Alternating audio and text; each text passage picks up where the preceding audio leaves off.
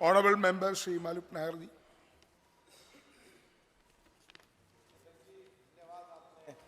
बोलने का मौका दिया और ये एडवोकेट अमेंडमेंट 1961 में जो टाउट्स की बात हो रही है, पहले टाउट्स का सोचना पड़ेगा कि उनको क्या शब्द दें। कानून के पालन कराने के लिए गैर कानूनी तरीके से अगर कोई धन कमाता है, उसे बिचौला कहें, दलाल कहें, क्या कहें, उसको रिमूव करने की बात और जो लोगों को ठगने से बचाने की बात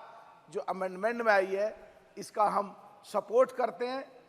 स्वागत करते हैं और एक अच्छी पहल है। लेकिन इसमें वाकई में जो हमारे साथी बोल रहे थे, जो सफरर हैं वो इनोसेंट लोग हैं।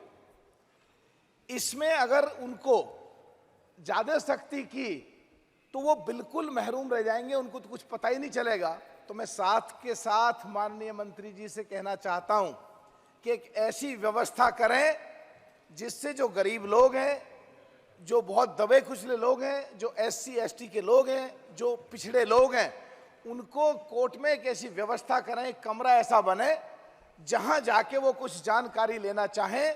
कुछ सुविधा लेना चाहें, तो उनमें कुछ बार काउंसिल्स को पावर दें, वहां के लोग हों, और अलग से राजनीतिक रूप से एक ऐसा कोई अलग से भी लोग डिप्यूट करें जो उसमें मौजूद रहें और जो उनको काउंसलिंग कर सकें और उनको सही रास्ता दिखा सकें, जिससे वो उनसे बच करके उनका धन भी खर्च ना हो, उनके साथ ठगी भी ना हो और उनको न्याय मिलने की तरफ आगे बढ़ सकें। इससे संबंधित मैं एक बात और कहना चाहता हूं। जब बात कानून की हो रही है, वो पिछले दिनों महामारी हुई, कोरोना के समय में जो वकील थे वो दूसरा कोई प्रोफेशन कर नहीं सकते थे कि अगर कोई महामारी या ऐसा आ जाए तो उस समय सरकार ऐसी व्यवस्था करे कि वकीलों को भी दूसरा कोई काम करने का या कॉन्टीजेंसी फीस को अलाउ किया जाए ऐसे समय में। एक चीज और कहना चाह रहा हूं, हमारे लॉ एंड जस्टिस कमेटी में, DOPT law and justice committee में भूपेंद्र यादव जी रहे हैं, बहुत काम किया, मीटिंग, हमें भी बहुत कुछ सीखने का मौका मिला है वहां पे। तो उसमें भी मैं एक बात कहना चाहता हूं कि जो लीगल एजुकेशन है उसमें हमारा देश कहां खड़ा है, सरकार को ये इवैल्यूएट करें। हमारे देश का अगर पूरे वर्ल्ड वाइज रैंकिंग का हम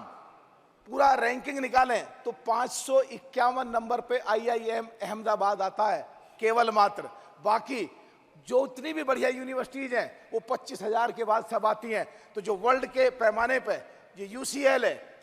वहां से महात्मा गांधी और रविंद्रनाथ टैगोर पास आउट हैं, वो रैंकिंग 4 पे है।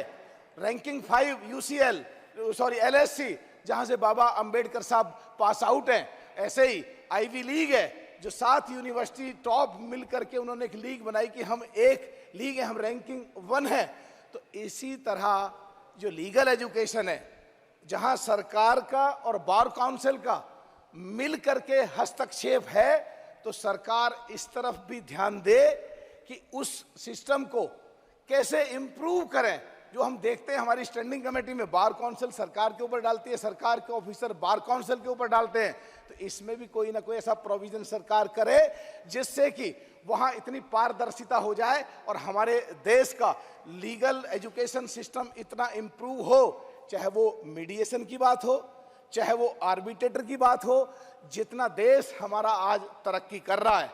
और वकीलों से संबंधित भी हमारा देश उतना ही तरक्की करे, और पूरे वर्ल्ड में हमारे देश के आर्बिट्रेटर सिस्टम से और मीडिएशन सिस्टम से और हमारे देश की एडवोकेसी से पूरे वर्ल्ड में एक नाम हो कि भारत, जहां विदेश में लोग पहले पढ़ के आके नामचीन होते थे, अब भारत में पढ़ के भी लोग पूरे वर्ल्ड के काम के लिए आज हैं। बस सब खत्म कर रहा हूं, बस एकदम खत्म कर रहा हूं। एक बात और कहना चाहता हूं मैं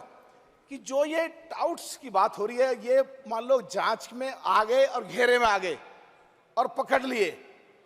उनको ऐसी सजा मिले जिससे ऑटोमेटिक आगे बंदिश लगे। और एक चीज और मैं मंत्री जी का संज्ञान दिलाना चाहता हूं कि जो लोग के पास कोई बस केस डिस्कस करने आ जाओ, उनको झूठी सच्ची बोला यूं कर दूंगा और झूठे सच्चे नोटिस, झूठे सच्चे केस। तो ऐसी भी एक व्यवस्था सरकार सोचे, मंत्री जी सोचें कि उसमें जांच हो कि इस वकील ने 100 केस पिछले कैसे करे हैं, उनमें सब पे क्या झूठे केस डले हैं, तो उनकी एक लिस्ट बने और वो लिस्ट वेबसाइट पे पड़ी हुई हो, जिस लिस्ट को देख करके किस वकील के पास जाना है, किस वकील के पास नहीं जाना है, इस पे पूरा लोग ध्यान दे सकें। और साहब बस खत्म कर रहा हूं, जो गांव देहात के लोग हैं, जहां इंटरनेट और जहां पे नेटवर्किंग नहीं है, वहां इंटरनेट और नेटवर्किंग की के कनेक्शन, चाहे वो सरकारी विभाग हो टेलीफोन से संबंधित, चाहे प्राइवेट सेक्टर के हो, इस पे भी पूरा ध्यान दिया जाए। और साहब मैं एक जहां से मैं जीत के आता हूं, वहां राजेंद्र अग्रवाल जी हमारे बैठे हैं भी, और वो भी बैठे थे, जो बागपत के सत्यपाल जी भी बैठे हैं यहीं पे। जो पश्चिम उत्तर प्रदेश में हमारा जब चुनाव होता है तो 27 MP, 141 MLA, सबके सब MLA के कैंडिडेट और MP के कैंडिडेट ये कहते हैं कि हमें जिता दो और हम पश्चिम उत्तर प्रदेश में मांग करेंगे कि यहाँ पे हाई कोर्ट की स्थापना की जाए। तो आज आपके माध्यम से मैं सरकार से मांग करता हूं कि पश्चिम उत्तर प्रदेश, जिसमें मेरठ लोकसभा, बिजनौर लोकसभा, नगीना लोकसभा, सहारनपुर लोकसभा, कैराना लोकसभा, अमरोहा लोकसभा, बागपत लोकसभा, गौतम बुद्ध नगर लोकसभा, बुलंदशहर लोकसभा, सबको फायदा मिल सके, तो सरकार इस तरफ ध्यान दे और जल्द से जल्द, ताकि पश्चिम उत्तर प्रदेश में खत्म कर, सब आखिरी लाइन है बस, पश्चिम उत्तर प्रदेश के लोग जो इलाहाबाद जाते हैं, कई सौ किलोमीटर, पूरी रात लगती है, पूरी दिन लगती है, सर सुविधाएं भी नहीं होती, ट्रेन में टिकटें नहीं मिलती, बहुत दिक्कत का सामना कर रहे हैं। पश्चिम उत्तर प्रदेश में मेरठ में हाई कोर्ट की बेंच की स्थापना की जाए। धन्यवाद साहब।